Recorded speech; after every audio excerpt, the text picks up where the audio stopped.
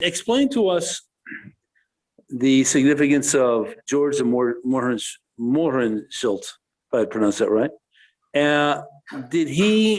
He was questioned at length by the Warren Commission. Did he disclose anything about the Walker incident, the shooting, talking about it? What came out of that? Well, the Mohrenschildt and his wife, Jean, they went over to the Oswald's little apartment over there on 214 West Neely. That's where the same place they took the photos, his backyard photos. Right, with the rifle, with the pistol. And they went over there. I think it was around Easter time or something. They was bringing some stuff for the kid or whatever and singing hello. Anyway, they, news had already broken out a day or two or what happened. I can't remember the exact time they went over there, but it's already in the news about Walker shooting. And Jeannie de Mohrenschildt was looking in a closet there and noticed a rifle. And she mentioned to Marina and mentioned to George de Mohrenschildt about the rifle. And George went over there, de Mohrenschildt, and went over there and just made a joke, a casual joke to Lee Oswald. He says, "Hey Lee, how did you miss?" Wow. So it's like a joke is how he explained it. But how did he react? But I think de Mohrenschildt, there was a little bit more to that, probably. He probably suspected he might have done it, I don't know. But he just said it jokingly, and both Marina and Lee were a little nervous about it, And it was kind of a joke. But, so did he smile initially? Did he get really tense? Well, according to de Mohrenschildt, the Mohrenschildt, he just kind of looked stunned a little bit, and they kind of looked at Marina and Lee, looked at each other. Did you tell him that, or do you tell him? Wow. They kind of stunned him a little bit, but anyway, he just kind of laughed and joked a little bit, and they just kind of, okay. Wow. So that's happened with the de Mohrenschildts, but de Mohrenschildt did end up in the backyard. Pardon me? Did that come up again, that the whole topic of Walker with de Mohrenschildt?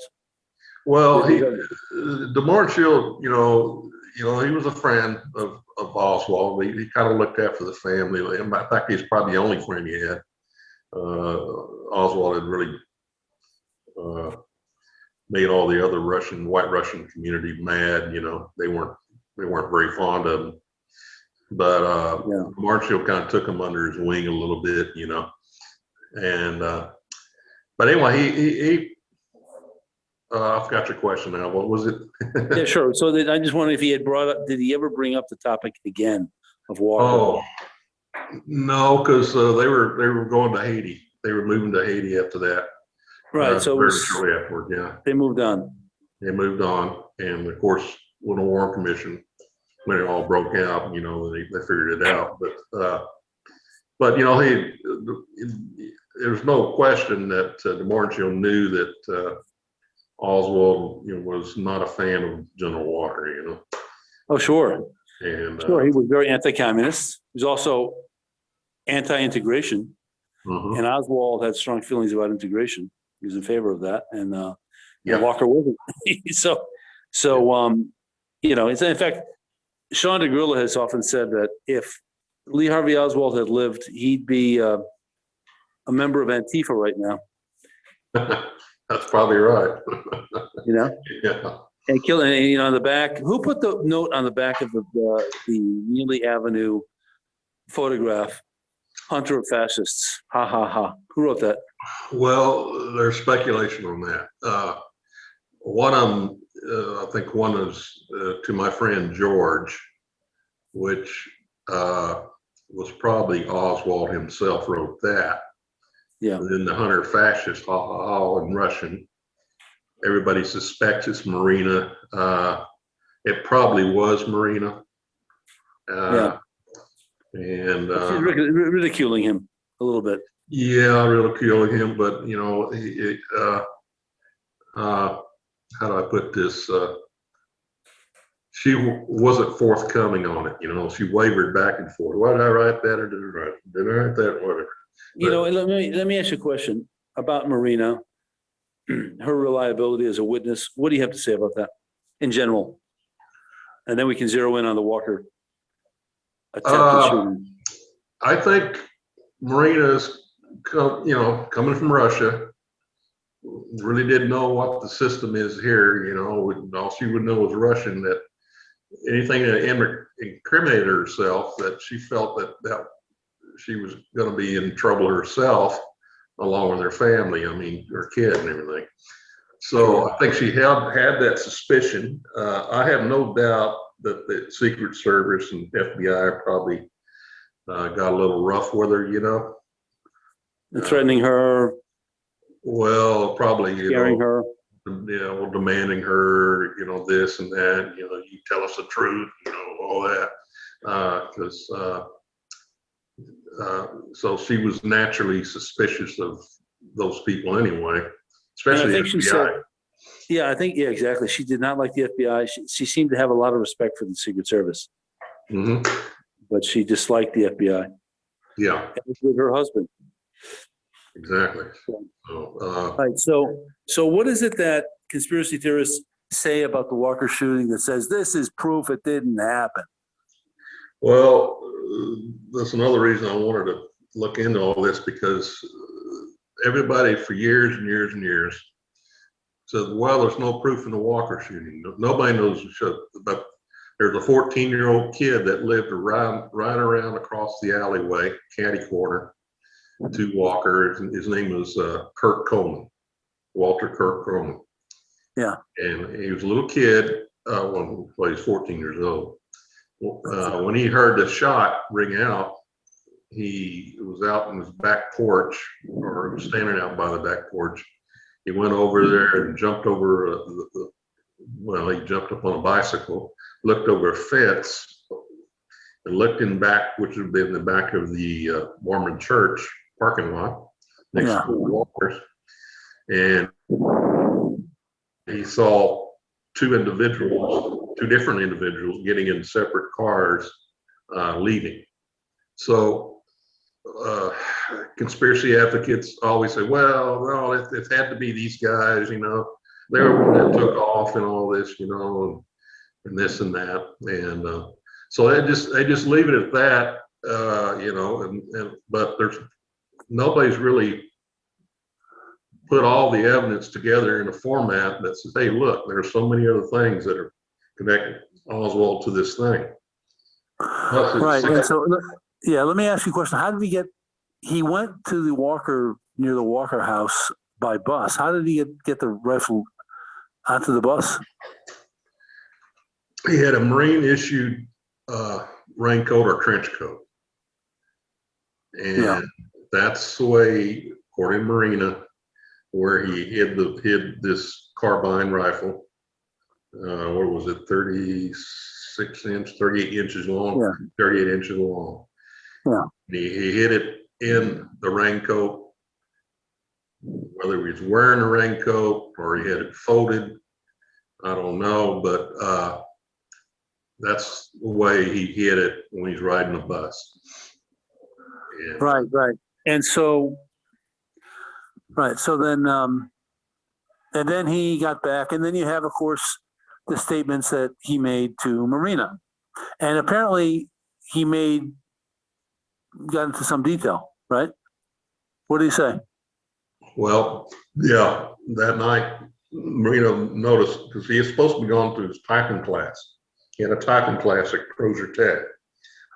Well, he didn't return till late, and she can't pin down the time, but we know the shooting happened at 9 o'clock. So it had to be, could be 10, 10:30, 11. So she was worried they hadn't come home. And that's when she looked around and found that letter in this little closet where he kept his stuff. And anyway, he came in eventually. And according to her testimony, he was pale, nervous, and then he admitted he shot Walker. Right. So of course, they didn't have television. They just they had a radio, and they tuned on the radio, and there's no news reports about it. And they found out the next day, it was in the newspapers, that he'd missed. And at that time, Marina definitely was relieved somewhat, But anyway, he admitted it to her, according to her. Yeah. And you get in these arguments. Well, wait a minute. What about how can we believe Marina? And the argument would be, what would she be doing making up a story like this? Yeah, sure. I mean, she's already gotten enough trouble with the assassination, and a police officer did. I mean, why would she come back and step forward with this stuff? Oh yeah. Plus, but that could have been the most serious incident, because she didn't report it when it happened. That's right. And she thought to herself that she could be in trouble for that. And Sure. Anyway, it worked the way it worked out. But wow. So that kind of, now, if you look at some of her other testimony, do you have any comments about Marina's testimony to the Warren Commission, whether it's truthful or not? Well,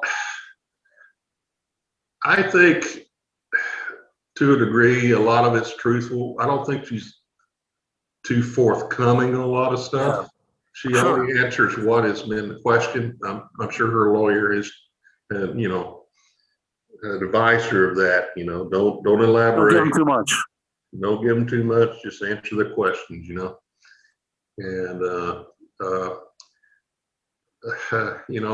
I have doubts about her myself, but in the whole scheme of things, I think she probably told the truth about Walker. And the thing is that you have to put yourself in her shoes. She comes to the United States. She has 2 little kids. Her husband does something egregious that brings tremendous amounts of shame and attention onto her. Mm-hmm. And she's not familiar with how the legal system works in the United States. She knew the legal system of the Soviet Union, which was very unkind and very harsh. Yeah. So she probably, anticipated that, I can get into tremendous problems. And at the time, and people corroborated this, that she was beaten by Oswald, mistreated badly. Other people saw that. She was afraid, genuinely afraid, at this time. And at the time also, I think she was pregnant, like a few months pregnant with her second child, Rachel, I think, or Audrey. And because this was in April, and the baby was born in October. Yeah. So, she was early in the pregnancy. Yeah. Yeah. So she was not really eager to bring a beating down upon herself. Yeah, exactly right. Plus be totally on her own. Yeah, and she was what, 20 years old? I can't remember the exact. Yeah, she was about 20 years old. She was very young. Yeah. And very scared. Scared, yeah. Couldn't speak the language hardly. She could speak some, but not fluent, right? So. Sure. So, of course, you have also statements that Walker made. He said, no way this could have been a 6.5 millimeter round. He disbelieved what they said about it. Well, let me address that. I've heard that. This comes from when the House Select Committee was doing the hearings on TV. I don't know if you were around when that happened back in the 70s. Yeah. I actually didn't watch it, but sure, I was around. Yeah. Yeah.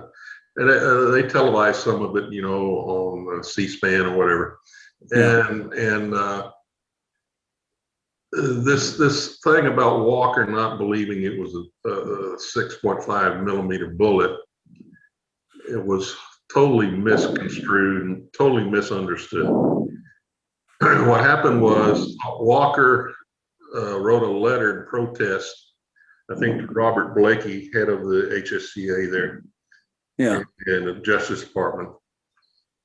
What happened was, if you read his letter, he says what it's like. They held up, they were talking about the Walker shooting, the hearing. He was watching TV. And they held up a bullet, but it was an intact bullet. It was pristine bullet. And that's what he got mad at, because he knew that that bullet that crashed at his windshield was mutilated. Right. And there's where all the confusion people get wrapped up in is, no, he said it was 30-06 or whatever, it's not that. No, he wasn't complaining. He was complaining the bullet was not representative of what he saw. The actual bullet. He was complaining about that.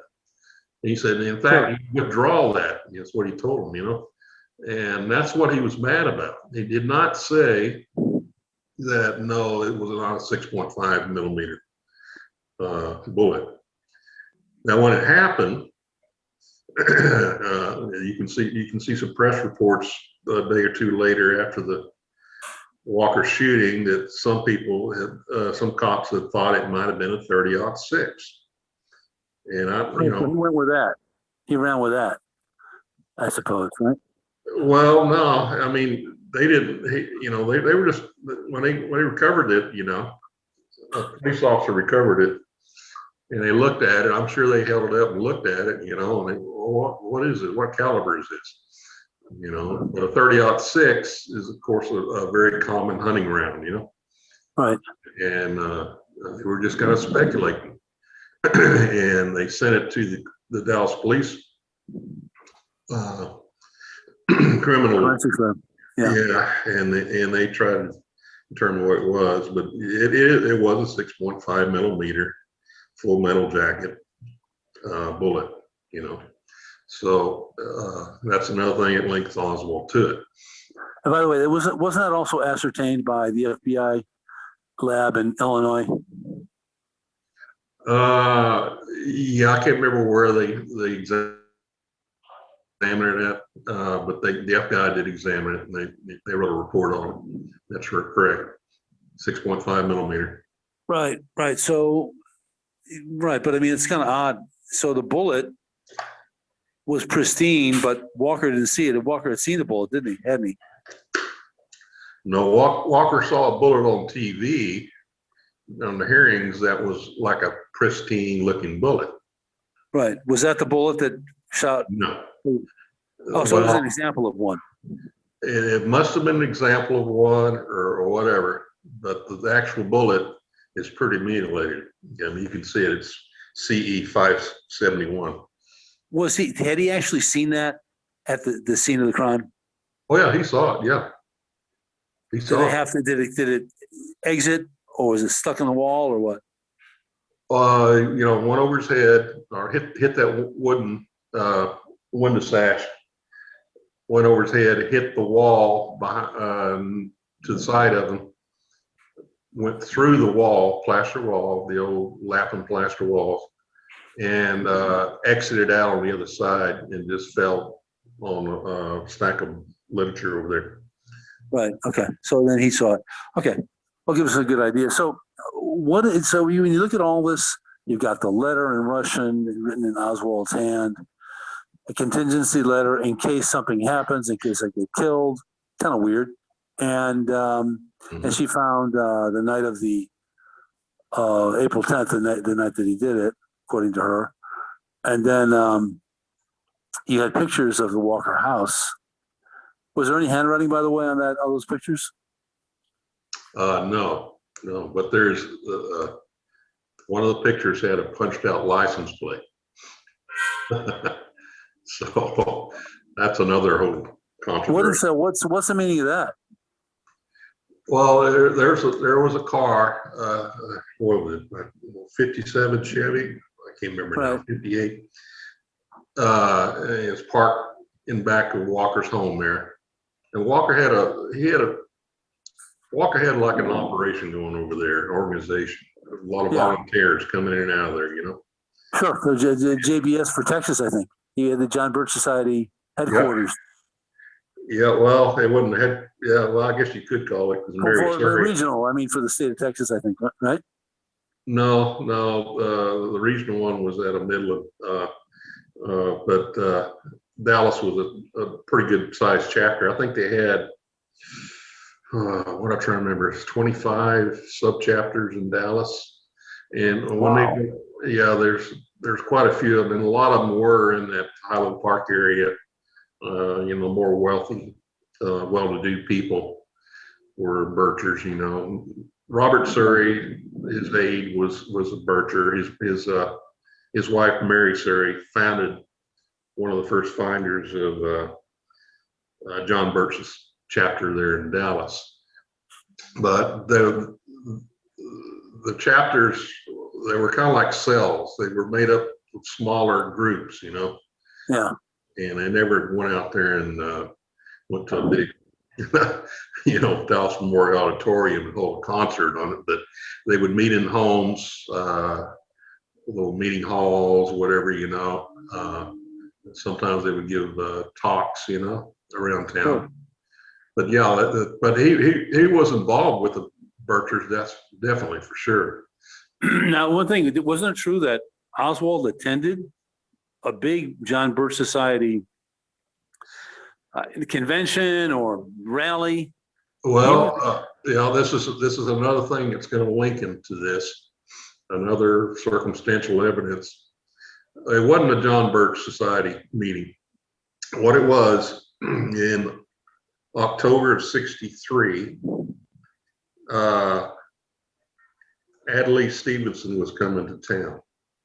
Yeah. Adlai Stevenson was, you know, a Democrat. Ambassador to the UN, I think. Right? Ambassador to the UN, and it was going to be United Nations Day. And so Stanley Marcus of the Neiman Marcus stores, a prominent businessman there, very, very influential, but he was Jewish. So he had a lot of people against him for that, but he put together this meeting or this talk, getting Adlai Stevenson down there to give a United Nations speech. Yeah. So Walker and his friends, Robert Surrey, got wind of this was going to happen. Yeah. Like just a few weeks earlier. Right. So here's where Oswald comes into the picture. Walker goes and plans his U.S. Day rally at the same Dallas Memorial Auditorium Adlai Stevenson was going to speak at one night before. Uh-huh. So Walker gets it, he advertises it in the newspaper and everything like that, and Walker was going to be a keynote speaker, and there were other speakers from the National Indication, and then I can't even say that word, indignation. Yeah, anyway, they're all kind of Birchers, right wingers, you know, that type. And so Walker gave a speech that night. I think it was a Thursday night, and it was kind of like a pep rally for all these far right extremists, but it was mainly to disrupt Adlai Stevenson's the next night. Sure. And in fact, they encouraged all the people that attended that U.S. Day rally to get tickets, you know, go there, attend that Adlai Stevenson rally, blah, blah, blah. And anyway, Oswald went to that. And the one the night before? He was there. And you can see that. He wrote it in I forgot what letter he wrote it to, but it's there. You know, he even mentioned it at a what you call those guys? Civil Liberties Union. Oh, ACLU. Yeah. held over there at SMU with Michael ACLU. Payne and everything like that. He even mentioned that he attended that rally. Yeah. So you got verbal communication on it, and then you got written communication that he did attend that. And you know, Right. So he was there he was at the Walker, the US Day rally the night before. yes, sir. Yes, sir. And that's and Dallas Memorial Auditorium is not that far from the Texas School Book Depository. I mean, it's I would say half a mile, a little over half a mile. Yeah. So you get a walk down there if you wanted to. Sure. But so it was close. But anyway, he attended it. Why did he want to attend? Was he stalking them? I don't know. But there again, you know, he was there. I think Wow, amazing. Yeah, I'm pretty sure that he was. Right. So then, based on all the things you've seen, is there anything else that's come out? Any insights and bits of evidence? Any patterns of behavior or anything at all that came out about Oswald and the Walker incident? Is there anything else that you know of besides? Yeah, there's some timing things on this. You're very familiar with the backyard photos, right? Yeah. With Walker's, Oswald standing back there with his rifle and his pistol. Right, and then the militant newspaper in his hand, right? Wasn't that? Yes, sir. The militant and the worker. So he had that in his hand. Researcher Gus Russo supposedly got a hold of somebody at the militant or the worker, I can't remember which now, that he had that said that they had received one of those backyard photos.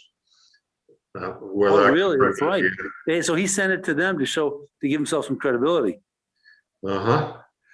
So, and here's where this all kind of ties in here.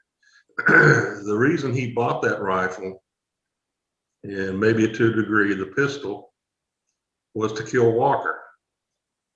That's what it all ties back to. Him dressing up in that all in black,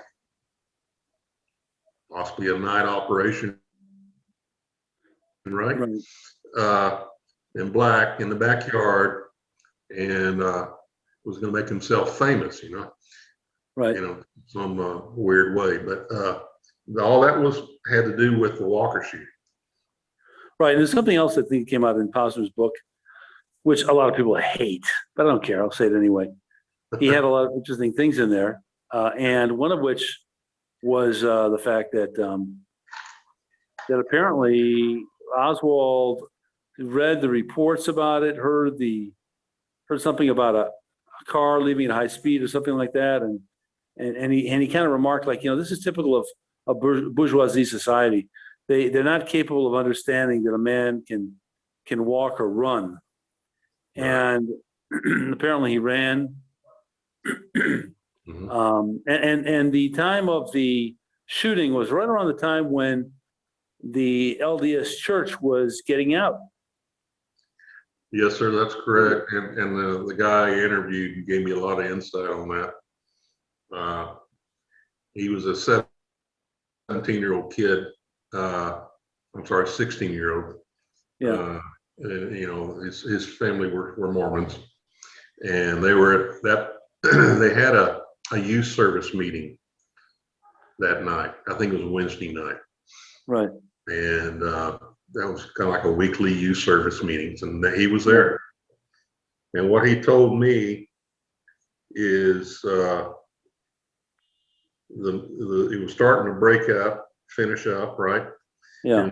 And the people that attended that were just mainly the parents and mainly teenagers, you know, real casual, you know. And he was telling me about maybe 18 people were there. And he had just stepped out the front door of the church. This would be facing Turtle Creek Boulevard, to get a little fresh air because it was hot that day. It had been 100 degrees there. Wow. That day. So he just got a little fresh air, you know, and standing out in front. And then he heard that shot. And when I talked to him about it, you know, he has been hunting before and everything like that. He recognized it immediately as a rifle shot. But he came down off the church steps, walked down kind of like a driveway step. There's a set of steps by the driveway. Went down to Turtle Creek Boulevard and walked over in front of the Walker home. And he was standing right there. And of course, this area is not very well lit, you know, at night. And I mean, he didn't have street lights or very poorly lit. And he stood there for a little while. He didn't hear anything else. He looked around. I asked him, did he see anybody crossing Turtle Creek Boulevard or whatever? And he said, no, I did not.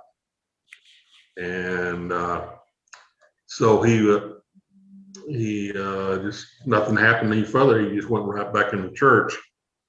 And his dad told him not to get involved with whatever's happening over there. So he went back to the church. And then he heard the police cars and sirens coming up, you know. So he didn't Walker lived there. He didn't know who General Walker was. Sure, he just heard a gunshot. So, you know, what's the theory on Oswald's escape route? Did he run down the railroad tracks? Was that close by? Okay. As an avenue of escape? Yeah, they got to get the FBI, those two agents I mentioned, Lee and Barrett. So how did this guy escape? You know, well, if he did go across Turtle Creek Boulevard, you know, he could have gone that way. But my friend, he didn't see him, and I believe that. So what they theorized, they looked at it.